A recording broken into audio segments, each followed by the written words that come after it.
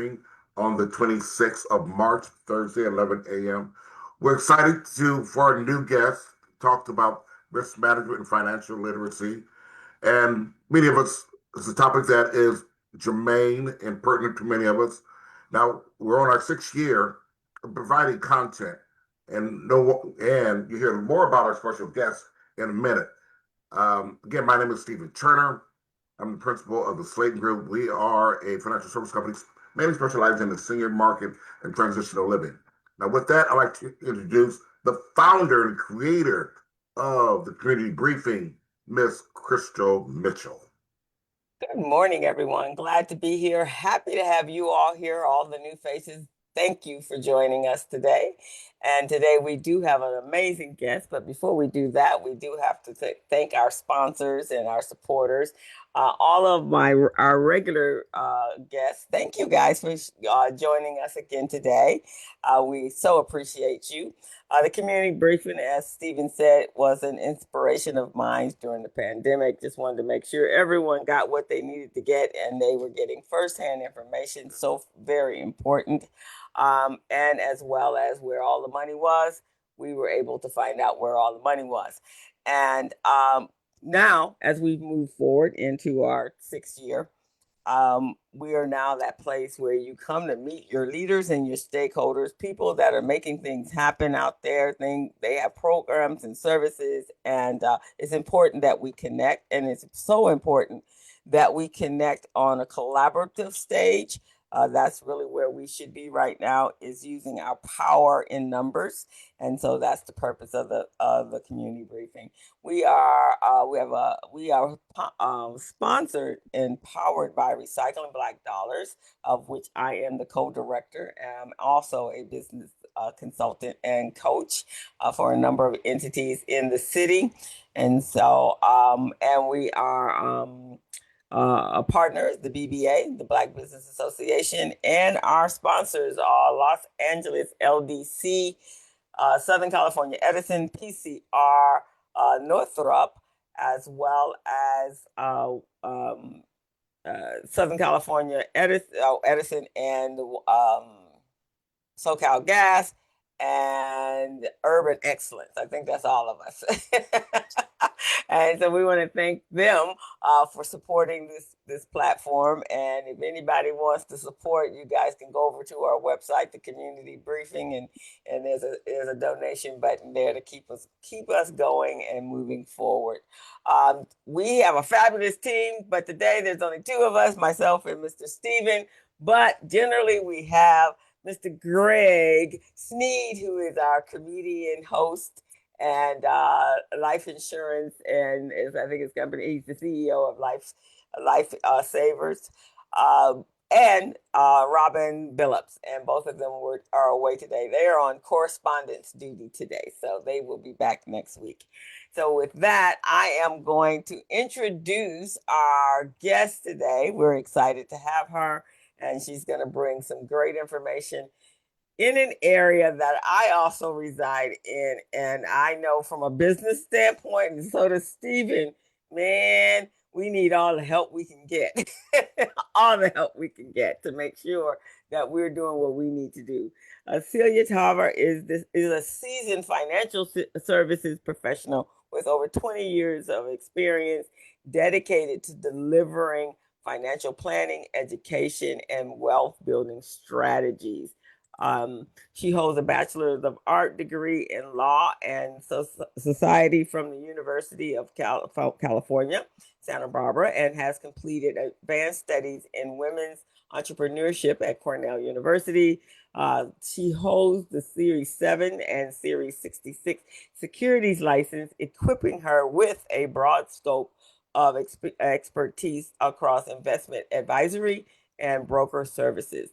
She's also licensed in real estate as well as life and health insurance, allowing her to provide holistic, multifaceted guidance. So further strengthening her client-centered approach, Celia is a certified credit specialist. Oh, that's good to know. And a trauma of money certified practitioner. Oh, interesting.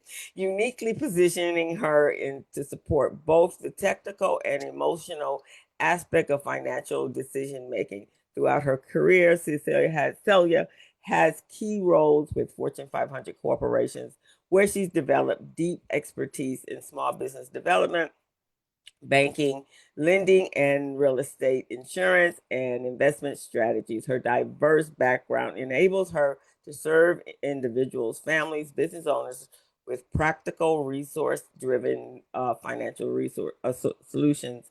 A passionate advocate for financial literacy, Celia has conducted over 500 workshops and seminars educating diverse audiences on topics including budgeting, credit restoration, debt management, employee benefits, investing, business development. She has played an active role in community-based education initiatives, helping individuals and especially younger generations build confidence and long-term financial stability. Known for her client-centric philosophy, strong compliance foundation, and engaging teaching styles, Celia is committed to empowering others to navigate every stage of their financial journey with clarity, confidence, and resilience. And welcome to the community briefing. We're glad to have you. Thank you so very much. I appreciate such a warm welcome. Good morning, everyone. I'm genuinely glad to be here today and be a part of this impactful community. So I appreciate the invitation and I enjoy speaking. So I'm hoping that I can share some information that will be helpful and something that you can take away. So I'm going to share my screen. And give me just a second here to get everything going.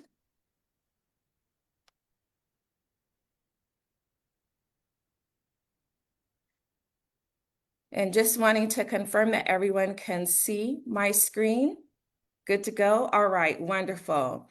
Well, we're going to talk about something today that touches every person that is within an organization, from the newest hire to the leadership team. I'm actually even going to argue that if you're not an employer or a business owner or an employee, that there is going to be some relevance with the information that I'm going to share here today because financial wellness impacts us all. And the topic that I'm speaking on today is developing an employee financial wellness strategy. But the key words are financial wellness. And so that's why I shared that this topic can apply to anyone. And it matters right now more than ever. We're living through a very unusual moment. Prices are rising dramatically. People are watching headlines around layoffs and economic uncertainty, and many employees and people in general are carrying financial burdens that they haven't shared with anyone. A growing portion of the workforce is juggling work responsibilities alongside personal responsibilities, such as caring for aging parents, children, or spouses. So today I want to give you a little bit of a framework so that you can meet your employees or people in general where they are and build something that just generally helps. Couple of disclosures before we go any further. Just wanted you to know this is for education purposes only. The information that I'm sharing today is just to help you think through your options. It's not written or intended as specific tax or legal advice. I'm not authorized to give tax or legal advice. I'm offering you a framework, some data, and a conversation. So the decisions are always going to be yours. I'm going to take a couple minutes to share a little bit more about myself and more importantly about why I do this work. My bio shared my background, but my passion for financial wellness didn't come from my professional experience alone. Several years ago, I experienced something that completely disrupted my financial life.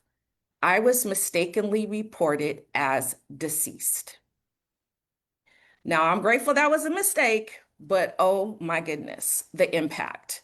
If you could just imagine, overnight, your credit score goes to zero. Your bank accounts are closed or restricted. Your credit cards stop working, and all of your automatic bill payments get rejected. That was my reality, and there are no words for that stress.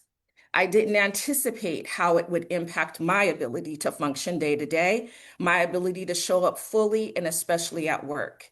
And so my experience is very connected to today's topic because I didn't have any support at work. People were fascinated by my situation, but no one knew how to help me. So that's why I'm so passionate about financial wellness, because it's not just about numbers, it's about peace of mind. So, what does financial well-being really mean? The Consumer Financial Protection Bureau defines financial well-being across four dimensions. One is having control over day-to-day and month-to-month finances. Are people confident, employees confident that they can cover their bills this month or next month? The second thing is having the capacity to absorb a financial shock. What happens when something unexpected hits, like a medical bill, a car repair, or a family emergency? Can it be handled without falling apart financially? Three, being on track to meet financial goals. Is there a direction? Is there a plan? Is there progress being made, however slowly? And four, having the financial freedom to make choices that allow people to enjoy life. This is the highest level because it's not just about surviving, but having some agency over the life that you're living. Right now, all four of these pillars are under pressure. Inflation has outpaced wage growth. Emergency savings have been depleted. People are tapping into retirement accounts. Anxiety about the future is at a high level, and people need help. So, what are we going to talk about today? First, I'm going to make the business case of why financially stressed employees are a business problem, not just a personal one. I'm also going to define 6 components of an effective financial wellness program. And then we'll talk a little bit about measurement, so how you'll know if this is all working. Let's start with the business case. There's something that we don't say loudly enough. When employees struggle financially, it doesn't stay at home. It walks through the door every morning and directly impacts their business performance. Up to 45% of employees are distracted at work due to financial stress. 55% spend 3+ hours per week dealing with finances at work. This information reflects some research from Ramsey Solutions and PricewaterhouseCoopers in 2022, but needless to say, these numbers have grown. So nearly half of a given workforce on any day might not be fully present. And those 3 or more additional hours dealing with personal financial matters on a workday, well, that turns out to be 150 hours per year per employee. 150 hours of salary paid for work that's not being performed. And in some roles, 150 hours of potentially missed revenue. Industries like construction, manufacturing, or high-tech industries where employees may be operating machinery or making safety and critical decisions, them having a distracted mind is not just a productivity issue, it's a safety issue. And don't overlook the hidden cost of caregiving. According to some 2025 data, nearly 43% of full-time employees are also caregivers. Living in the United States due to absenteeism, reduced hours, and turnover is estimated at between 17 and $33 billion annually. So let me give you a sharper view of what employees are actually going through. This is information from a 2023 study by PricewaterhouseCoopers. Approximately 57% say that finances are the top stressor in their lives. Wages have grown on paper, but they haven't kept up with prices. Average hourly earnings rose about 19% since 2020, but inflation rose over 20% in that same period. So, in real terms, employee purchasing power has actually declined. People are working harder than ever and buying less. Nearly 1 in 3 employees say that they often run out of money between paychecks. And more importantly, this includes those earning $100,000 or more per year. So financial stress is not just a low income issue. But here's the good news. People want help. and they want help from their employers because they see them as a trusted resource and a source of reliable information. So there's an opportunity here. Let's talk about what to do with it. An effective financial wellness program isn't just a list of benefits. It's a combination of access, education, and support that meets employees wherever they are on their financial journey. And there's 6 key components. We'll walk through them, but I want you to keep in mind there's no right or wrong combination. There's no required starting point, and the purpose here is to just give you some options. So we're going to start with the foundation of any financial wellness program. That's going to be your benefits package. Your core benefits, health insurance, retirement plans, and paid leave. Most employers already have these in place, and they're typically managed through general HR benefits and enrollment benefit fair type activities. But let's talk about where it really gets good and the diversification comes in when we talk about voluntary benefits. These are where the real differentiation happens. These are selections that employees make typically through payroll deduction. So what you're looking at here are some of the things that employers can offer that are on a voluntary basis. Employees decide if they want to partake or not through, again, generally payroll deductions, and a robust voluntary benefits menu, such as the one you're looking at, really helps with recruitment and retention. And in an uncertain job market, this happens more than ever to be very important. Next, we're going to talk about financial literacy education. Now, this, if you couldn't already tell, is my favorite category. And this is where the gap between employers and what they offer and what employees actually need is the widest. Lunch and learn sessions, group workshops, and facilitated seminars are highly effective ways to help large numbers of employees build financial knowledge in a shared setting.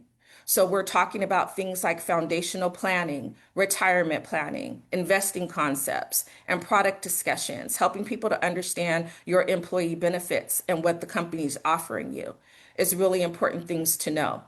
Quality financial education connects to all 4 pillars that I mentioned earlier. Learning how to manage daily finances, building resilience, staying on track towards goals, and creating freedom to make better choices. Now, we're also going to talk about some online tools and resources for people to learn on their own terms, because not everyone learns the same way. So some employees and people thrive in a group education setting.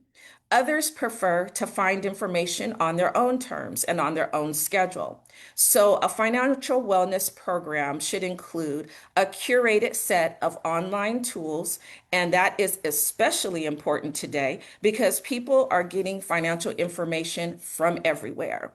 Social media, AI, and I get a lot of questions around that.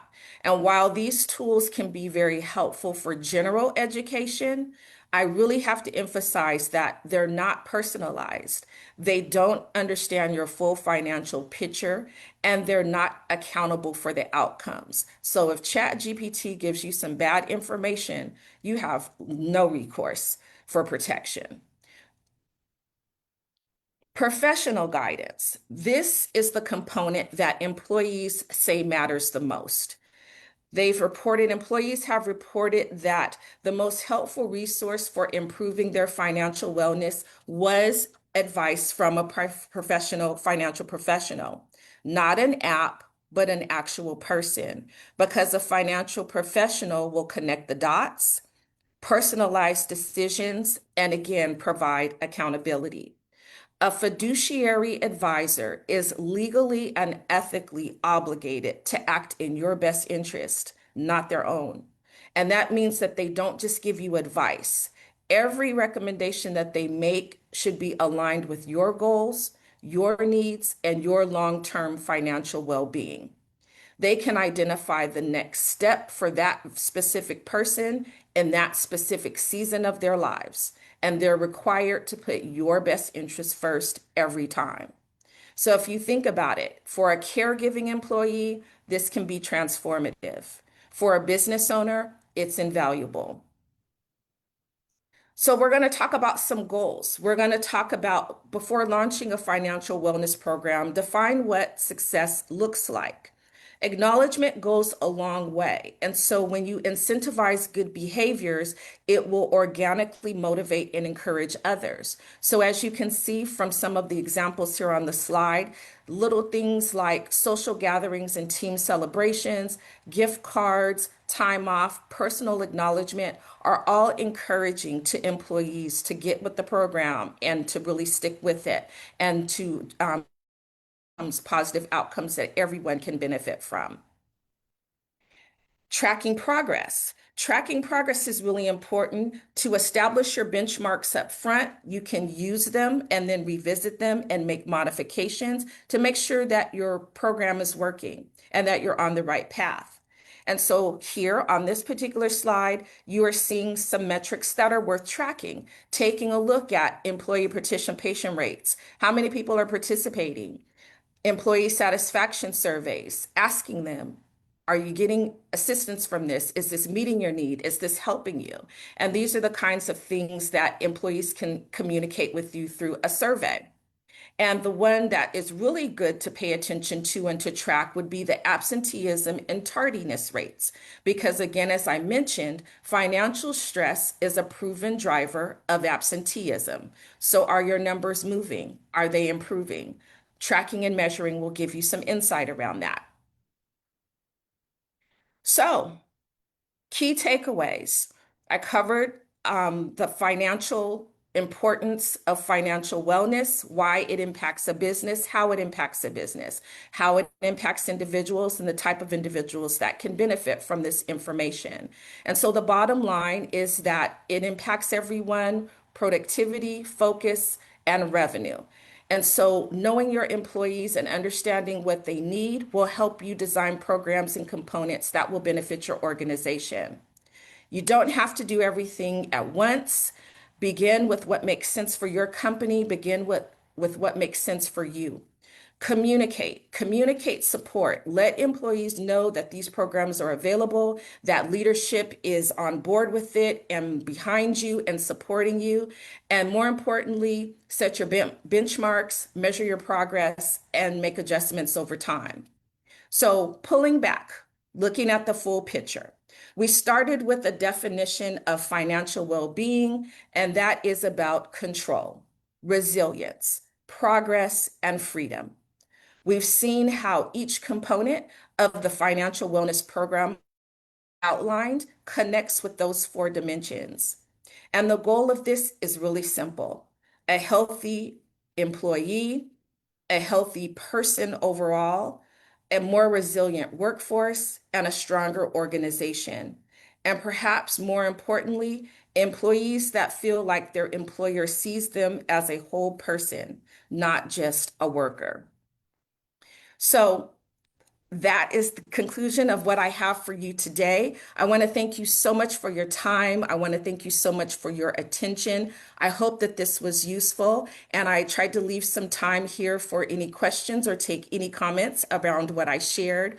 One of the questions, I'll just throw it out there already. One of the questions that I get a lot pertains to speaking and speaker fees. So just so that you know, I don't have speaker fees, and I'm always happy to meet with groups, with children. I am always happy to share information. We personally have a lot of things going on at my firm. We actually have a college planning workshop that includes free post-event consultations that you can take advantage of, learning about the impact of paying for college, because that is, again, another financial wellness need.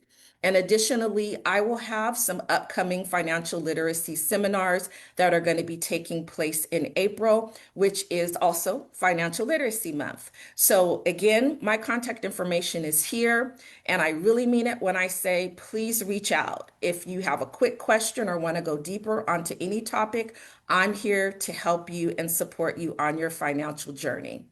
So stay well. Awesome. Awesome. Thank you so much. I like that you came from the employee approach. Majority of everyone here, though, are business owners, but I say this because it seems to be, or at least in my opinion, that import to me, employees are your most valuable asset to having a successful business, to scaling your business, to growing your business. But there is a environment right now where employees are like secondary, right? With all the firing, as if you don't need these people anymore. You've made your billions, and therefore your billions will stay there, which possibly can, unless the stock market just crashes, and then your billions are gone.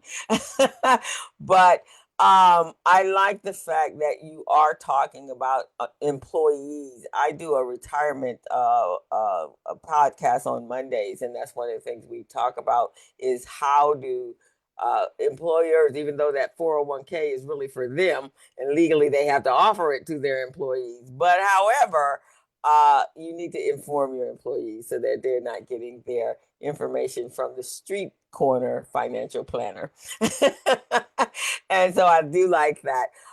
So what are some of the biggest challenges you have in helping, especially our community, make better financial decisions for themselves and their family?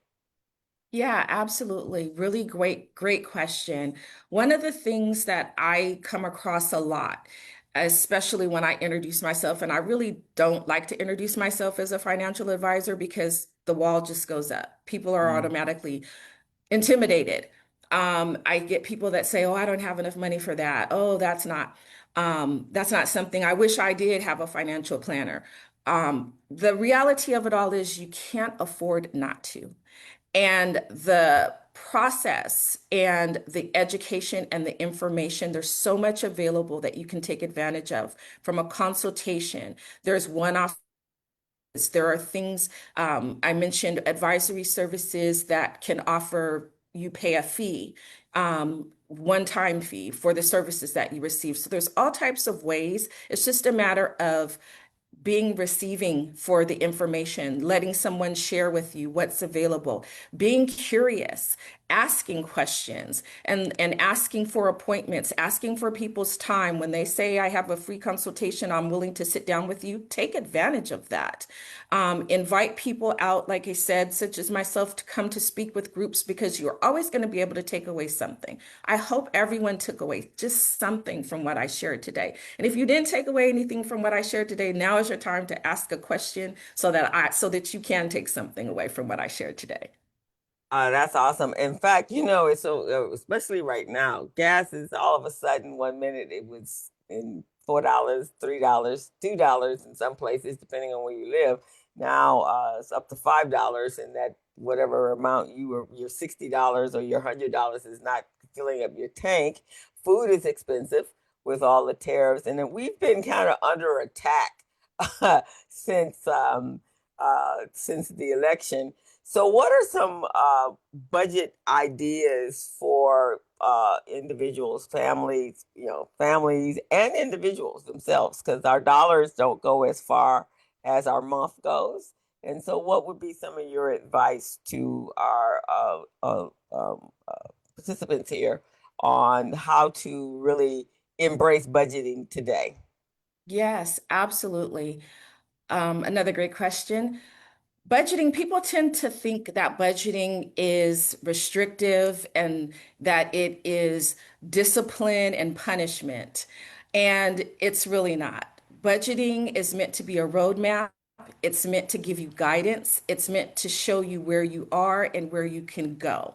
And so sometimes it helps to have someone help you with the budgeting process because money is emotional. As you touched on in my bio, I am trauma certified because I went through trauma. And when I explain the things that I went through, people are just blown away at how someone could endure so much back to back to back with regard to a mistake. But the reality of it all is that money, budgets, it's emotional. And so sometimes you need some tough love. Sometimes you need to understand, well, maybe this isn't the best option for your spending right now. It's not that you can't go back to that, but right now, let's focus on what's important. And so, some of the things and some of the strategies that we talk about in budgeting is emotionally embracing what your goal is and letting that motivate you for making that little cut back here and that little cut back there so that you can get to the direction and the outcomes that you're looking for. Let's jump over there. How the heck first of all, did they declare you dead?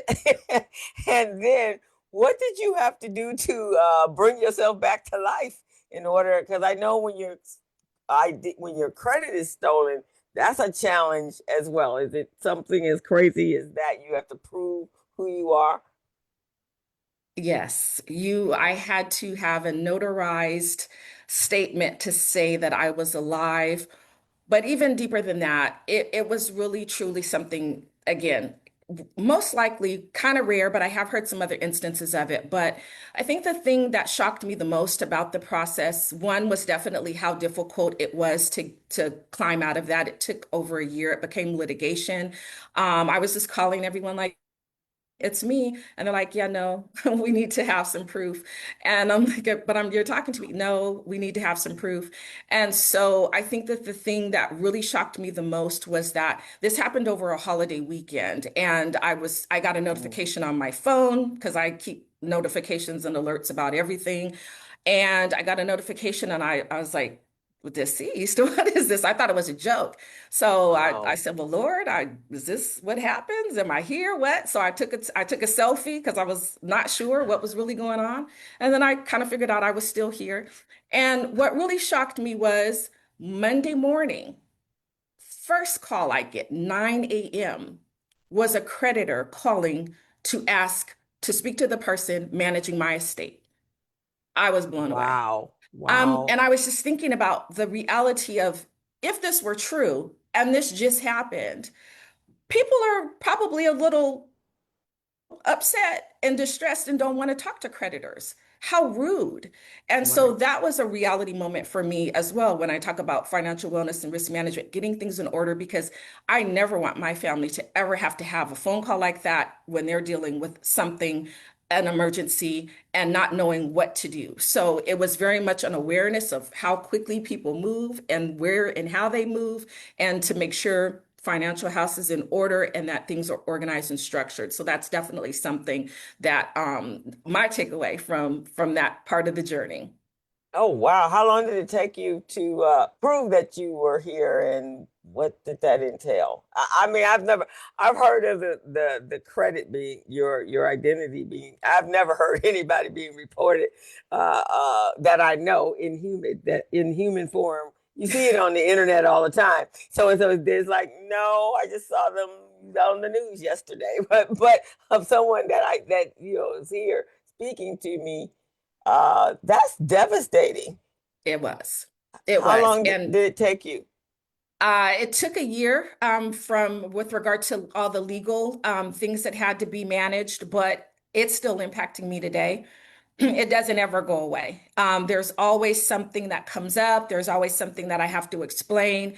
And just the emotional impact, it was traumatizing. And that is the thing that forced me to dive a little bit deeper into understanding financial wellness because, as I said, no one could help me because no one understood what was going on. I didn't even understand what was going on, but the things that it took me through. So when I spoke earlier on the slides about people spending 3 hours a day not working, at work but not working, that was me because I was in the hallway on the phone.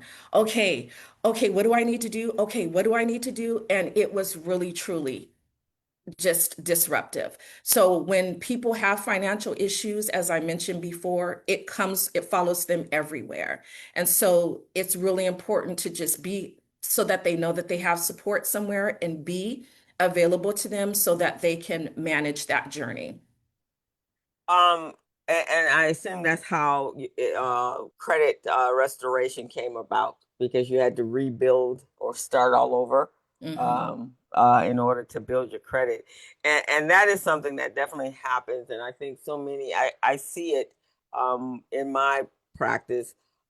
Individuals that are in those positions, they're embarrassed, first of all. They don't want to admit it. A lot of times, our community can't get loans because of their credit, you know, no financials and all of the haven't filed taxes, all those things of that nature prevents them from having that. But the biggest part of that, I think, is the credit part.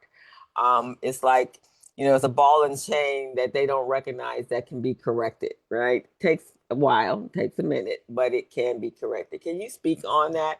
And definitely, I will be utilizing you because we'll have some off the screen conversation, but I work with the Urban League, and that's one of the things we're doing. It's helping businesses become loan ready, and those are some of our big issues. And so we do an MBDA cohort program to walk people through what this looks like.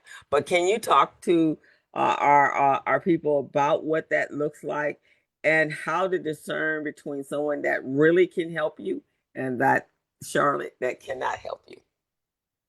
Yes, well, for the context of today, I guess the way that I'll um, put it into view is this. Everyone's situation is different.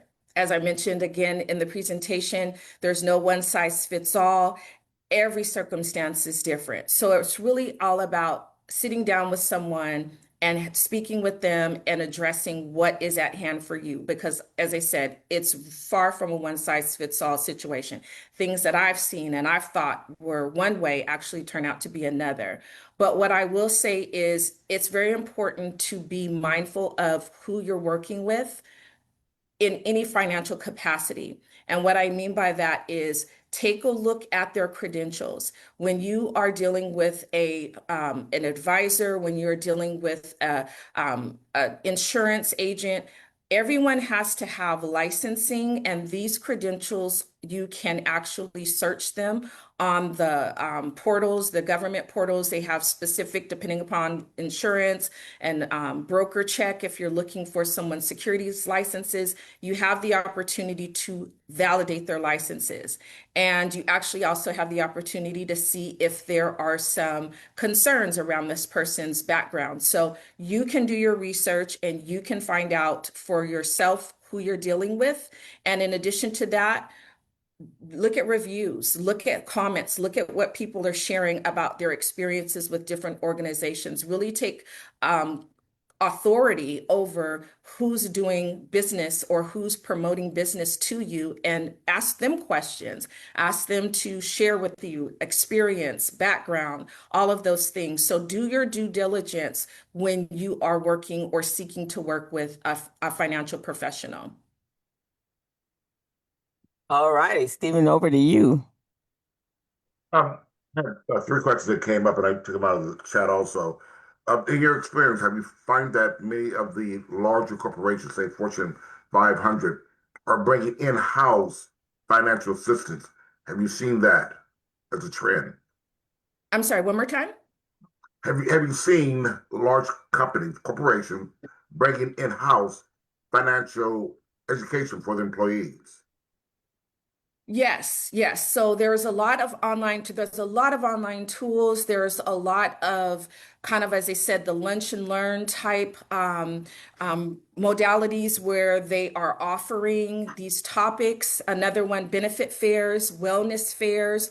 And those are really important tools because the vendors themselves actually come out to the workplace and you can speak with your healthcare professional, you can speak with your dental insurance professional, whatever the particular insurance or service that you're needing assistance with. Those vendors come out and you meet with them one-on-one and ask them questions specifically, because one of the things that HR is a human resources portal, but they're not necessarily equipped to answer the questions. They can roll out the benefits and they can roll out the perks, but they're not necessarily equipped to break down and explain to you the value that you would get from utilizing those services. So employees definitely now more than ever really want to be proactive and ask questions and participate in those types of offerings that the companies are rolling out. For someone, here's a profile, someone who's 40 years old that's working for a corporation, just say someone like Jasmine, I use her as an example. What are some of the one or two recommendations you can make for someone at that season of their life, prepare for the twilight years in your 40s working in corporate America? Would it be buy a house, maximize your 401k, Roth? I'm just not to give financial advice, but generally speaking. Generally speaking, so if I'm understanding the question correctly, you're asking what would an employee ask of their employer? No, just someone who's I'm giving you a scenario, someone who's 40, 45, working in corporate America. What are some of the general steps they can do in order to get their financial house together, preparing themselves for that season of life where they can no longer work? Um, Quite often, growing up, to get a good job, buy a home, retire. That was my generation. I mean, what is the trend now you've seen? Okay, so again, really, this is where a financial professional will come into play because they will be able to look at your situation. They will be able to determine what's appropriate for you, and they will be able to connect the dots. Again, different seasons of life do present different ways that you have to approach it. And so, what a person in their 30s is going to be different from 40s, 50s, and 60s. And so, it's really important to, as I said, meet with someone. And that's why I said before, it's in your advantage to do so. You can't not meet with a professional just to get you on the right track so you do understand. Because again, yes, different stages of life are going to require a different approach. Thank you. Mm. Yeah, that's an excellent question, Stephen, because our generation was geared about retirement. Retirement seems so far off, and the narrative is that there will be no Social Security. I think I heard somebody last week tell me there's going to be no Social Security after 2029. Okay. Uh, um, and I have my own philosophy about that. But those are the things that our young people are hearing and really, sets them on edge. They're barely making enough to take care of their families. A lot of our young people cannot get married, or they feel they cannot get married because they're not in a position to purchase a home or to even live outside of their parents' home today. So I think financial literacy is probably more important than ever about planning early, um, putting away early. So what are some of your just general advice about that to our young people? We have a number of young people that are here. Yes, absolutely. And I love speaking with youth groups. I actually just met with a group of middle schoolers a couple weeks back, and I was surprised because they were really on par with some really important topics. But the idea anyone can benefit from, first of all, just saving and having a budget. And in addition to that, the idea is take advantage, know what your employer is offering and take advantage of those services that your employer is offering. In addition to that, a lot of employers are offering retirement plans and retirement planning.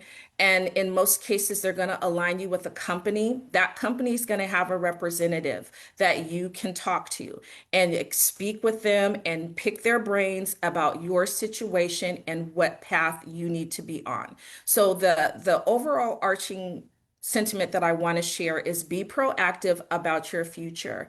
Ask questions and ask people to share and take advantage of forums like this where people are sharing information, seminars. And if your employer doesn't have these types of programs in place, ask for them, request them, because a lot of times they don't even know that they're available. And a lot of times they don't know that they can offer them. And there's a cost savings that could potentially apply to the employer by offering these types of services to their employees. So if you don't see it, ask and see if they can implement something. And again, if you have specific questions or something specific that you would like some, support around, just reach out to me. I'll be more than happy to point you in the right direction or help you to the degree that I'm able.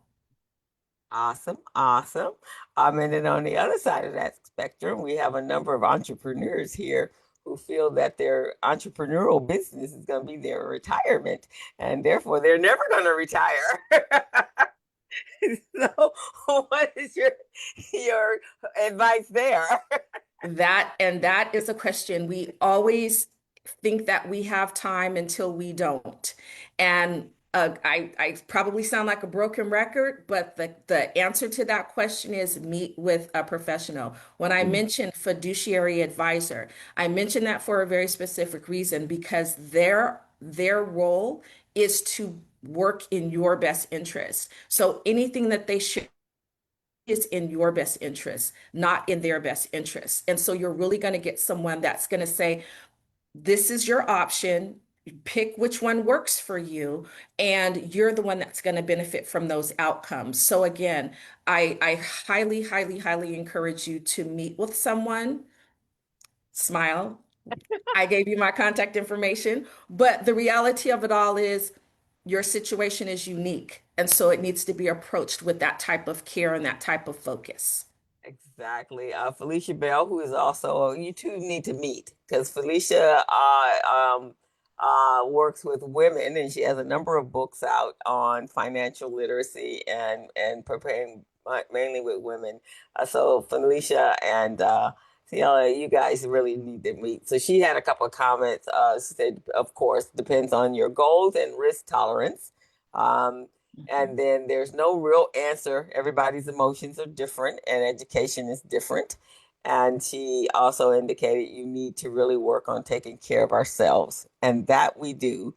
From the voices of the Marines, no one else is coming.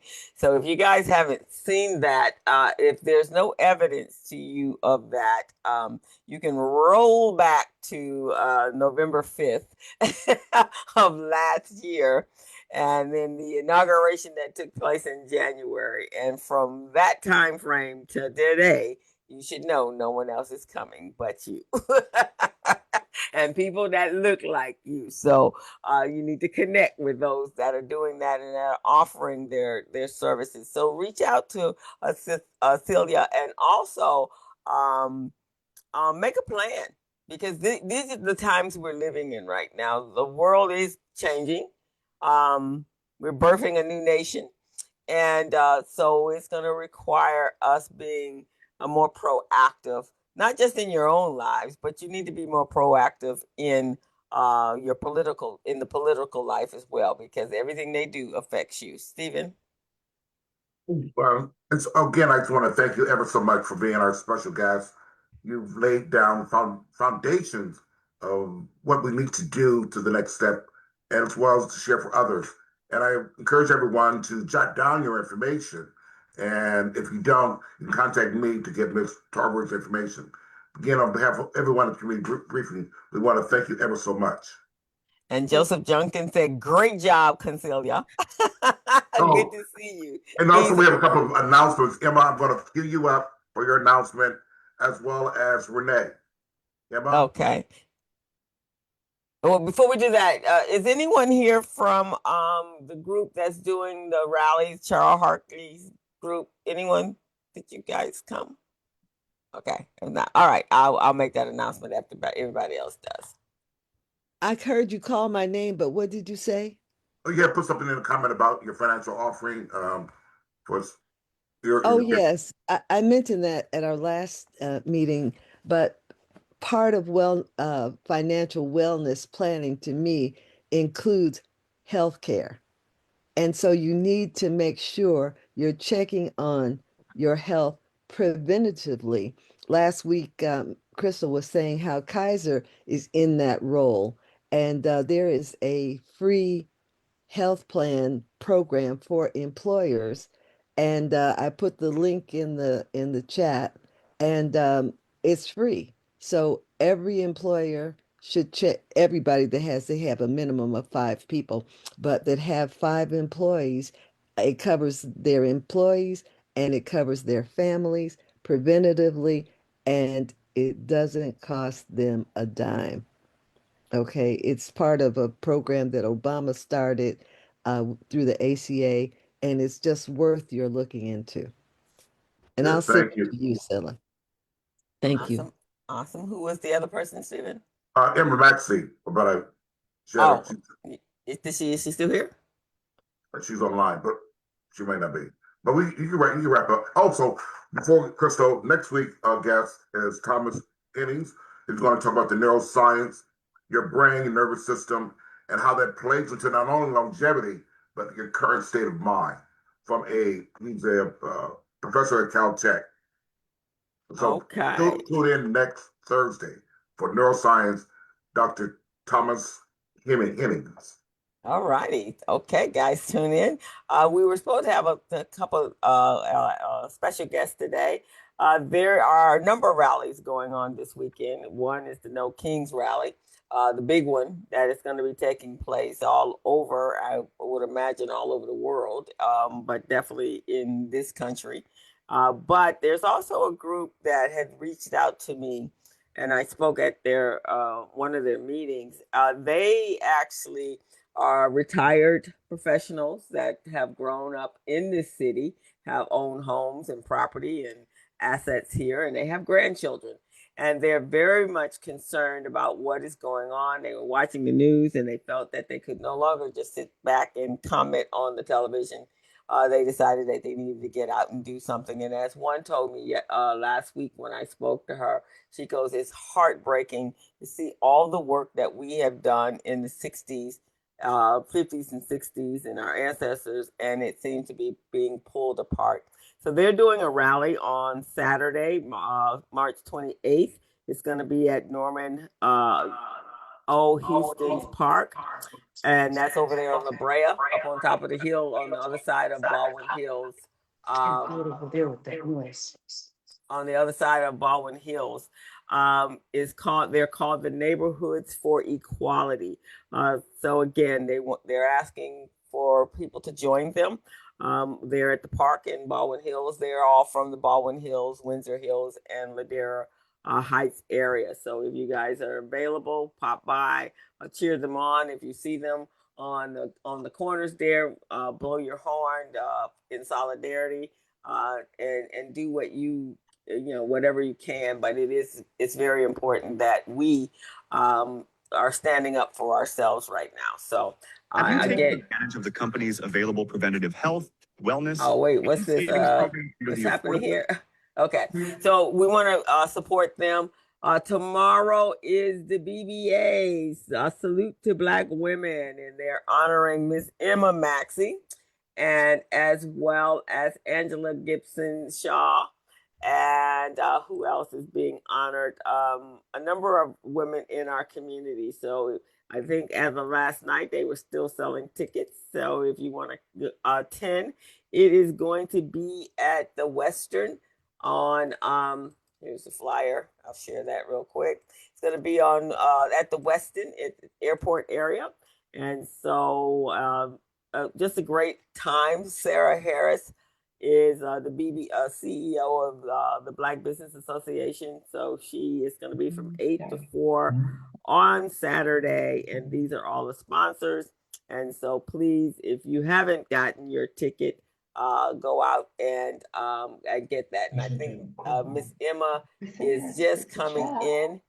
And so she should be able to talk to us about the most important elephant in the room, because if my understanding, Emma, in June we have some voting to do. Okay, so we're going to turn it over to Miss Emma. 1 minute before we do that, there's flyers in the chat. You guys can just, if you hover over them, you can download them. One important one is the Biz Camp 2026 that I host, that I teach every summer. And it's an incredible program for young people between the ages of 13 and 18. We are teaching them how to become entrepreneurs. I do have a question, an ask. If we're having a difficult time finding a location this summer, I'm not sure why no one's returning phone calls. So if anyone knows of a location, if their church has some part of their CDC, some rooms, 2, we just need 2 to host the kids. And and we'd love to do that. And David, I see that you're here, but we're gonna let Emma speak real quick, and then we'll give you the floor, and you can take us out. All righty, Emma. Thank you. Can you hear me? I'm sorry, it kicked me out for some reason. But anyway, I did secure a place for our town hall meetings. Maybe two. I'll announce it next week and try to have flyers available. We will most likely have it again on Wednesday evenings, and to make it convenient for everyone. I prolonged it a little bit because several people asked me to wait until after taxes because a lot of people are busy. I understand that, but once we start, we will start, and we can come back and help other people with anything you miss. But we really need to really get on this. There are a lot of things we need to talk about, and we're going to follow through with that. And thank you. The other thing, real quick, I thought I sent the flyer. I couldn't find it about where they're giving free gowns and dresses for young people that are getting ready for the prom. I believe it's going to be on Saturday and Sunday. I sent it to you last night, Crystal, and Oh, okay. Stephen. Did you guys get it? I couldn't put it on the chat. It wouldn't. My computer Oh, doesn't okay. let me. I But will it's check and something that see, and I'll make sure okay. it goes out with the Yeah, next I would with the appreciate it. next yeah, no Emma, problem. this is Emma. This Go is ahead. Renee. I received it. Oh yeah, okay. I don't know why. I looked to see if other ones got it. Can you tell them where it's going to be? I know it's going to be Saturday, but the BBA is having our event on Saturday, and Let me look it up. it's a conflict. But anyway, anybody that's looking for gowns and guys, we never think about the guys, but they have actually tux and things for them. So if they can make it, it's free, and we'll put the flyer in the chat if we can, or send it out later. Okay. And while Renee's doing that, David, you wanna? And I'm so sorry I didn't see the chat until just a few minutes ago. David, you wanna speak on the rally? You have to take yourself off mute.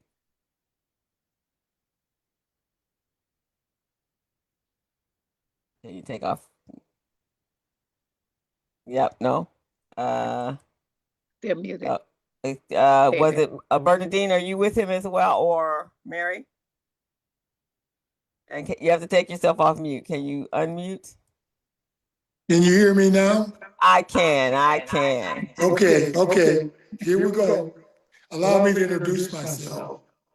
My name is David Richardson, and I'm chairperson for a organization called Neighborhoods for Equity, and they are the epitome of a grassroots organization.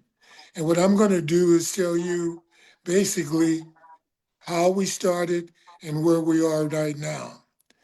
It was Miss Terry Scott who called a number of her friends together that are like-minded but irritated at Black citizens who could complain on what's happening in the current political landscape. And we had to do something. That was a year ago. And like most grassroots movements, we're homegrown.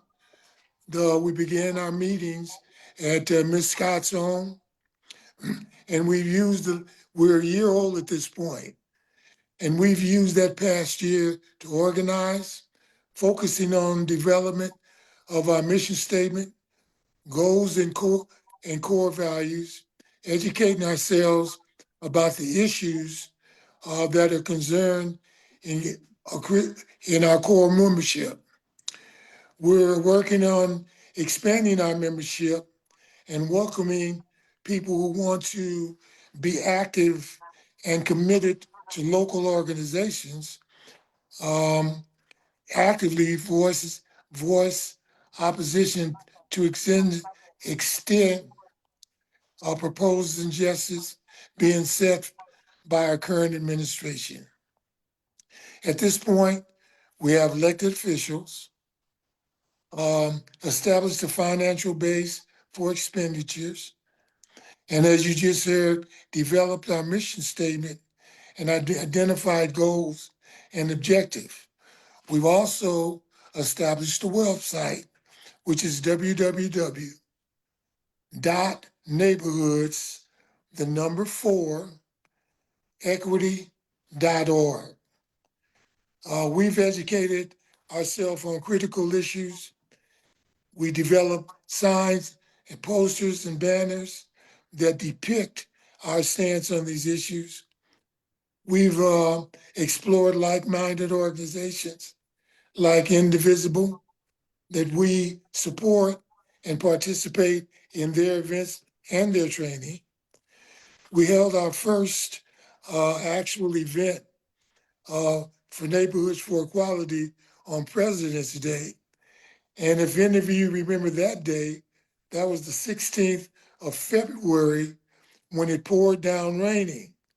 But that didn't stop or dampen our enthusiasm. We're committed to, and we are just getting started. So we want you to come out this on the 28th, stand up, show up, and speak up. And now I'll turn it over to Bernie, who will give you more information.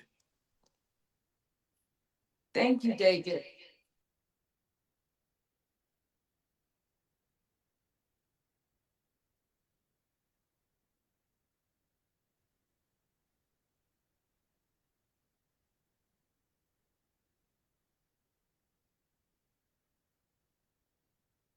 Can you unmute yourself?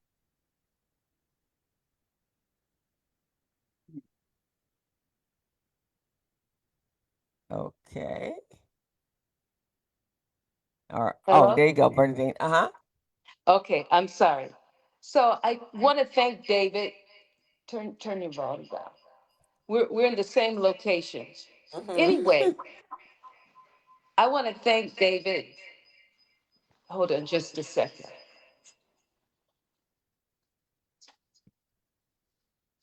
Okay. I am very happy to be here today, and this is very personal to me because during my lifetime, I know that I have benefited from certain rights, such as the right to vote, the right for equal access, and the right for an education.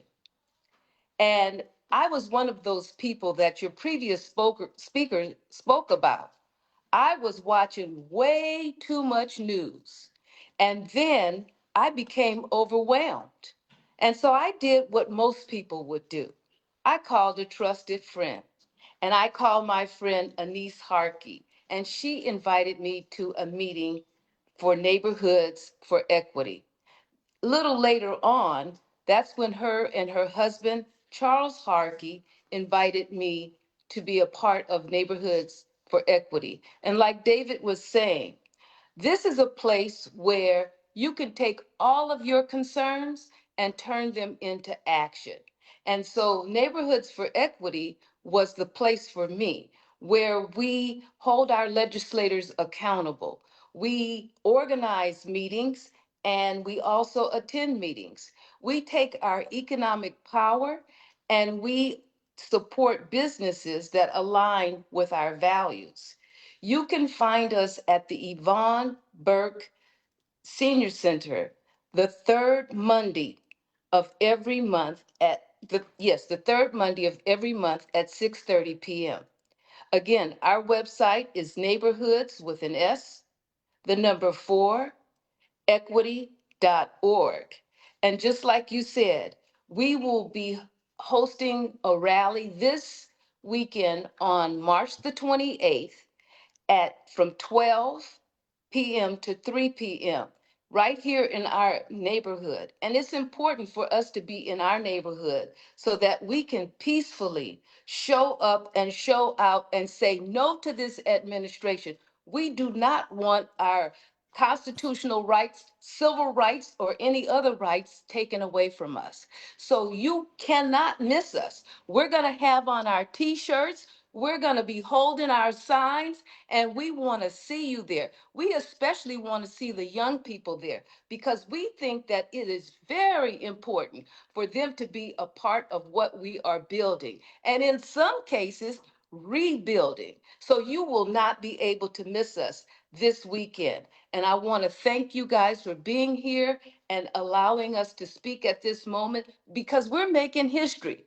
The previous rallies that we went to, we had to get in our cars and drive to other neighborhoods. So we want to be in our own neighborhood to stand up and have our voice. So come out. I'm going to be looking for you. I want you to bring your own side. I want you to use your voice, and I want you to bring a friend because I am going to be looking for you. And thank you for so much for allowing us to speak today. Well, And I'm going to turn this back Yeah. over to David or Crystal, or whomever would yeah. like to speak now. Well, thank you so much, and you guys did excellent. I know you were a little nervous about the podcasting thing, but you did a fantastic job. So I'm going to give you kudos She for that. did. And then I'm going to introduce you to Emma Maxey, because when Emma starts when she Town starts hall. the town hall meetings, you guys want to be there. The more people we can get there, and she's going to be disseminating information that you can then take back to your organization as well, and we'll build that momentum. We want to thank you all. Cecilia, thank you so much for joining us, and that was a fantastic presentation. And I'm going to reach out to you. There's a couple of speaking engagements with the Urban League, and even some other opportunities that we may want to bring you in on at the Urban League as well. So guys, thank you so much. Emma, I was up at in the Capitol last Monday for Legislation Day with California Black Women's Coalition and the Greater Los Angeles, excuse me, Black Leaders Collective, and we had an ask, and we got to talk to a number of senators as well as their their staff members or their chief of staff. It was an awesome opportunity, and we were well received to be at the Capitol. And so I'm looking forward to the next one, and then the outcome of what we're working on, the what we came away with, because we did have a $5 million ask for our community for good. workforce readiness and AI and entrepreneur education for kids. And so we got to do some other stuff to make that happen. So just wanted to let you know that. And I'm actually a member now of the Black Women's Coalition. So I'll be bringing some information that we can be shared at the town hall meeting. Oh, thank you. You're And welcome. Russell has agreed to work with us from our California Black Water Board. And we do have two openings for two board members. If anyone's interested in joining a board that's talking about us and water and other things, call me or let me know. But I'll send the information to you. Awesome. I met Russell. Did everybody see that Crystal put the prom event in the chat? So the Yes, address and everything is there. and Thank you guys can download the flyers chat. as well. Yeah. I met Russell. Russell came over and gave me a great big hug when I was in Sacramento. Mhm. Yeah, so and then I've actually referred him to someone that they're doing some stuff together. Well, thank you guys for joining Right. us today. It's Thank been you. awesome. Okay. This was great. Good. Awesome. Great. And next week, as the guest who will be here next week, Stephen just reminded us who that was. So we will see you guys back here next Thursday at 11 a.m. This is the place to be. And if you're available, and I believe they still have tickets, we can go and celebrate Miss Emma Maxey tomorrow. She's being on Saturday. She's being honored, and so we want to do that. We want to support everyone in our community, and so we will see all you people next week. I'm gonna take us off of air streaming live, and if you have anything to say you want to say that's not going to be shared on any one of those platforms, you are more than welcome to do it now. But give me a minute so I can shut down Facebook.